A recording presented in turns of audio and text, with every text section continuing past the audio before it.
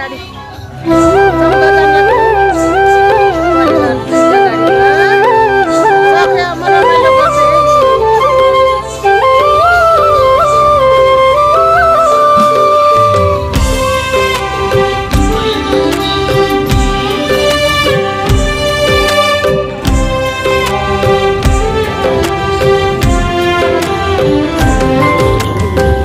बिहानीको चिरबिरसँगै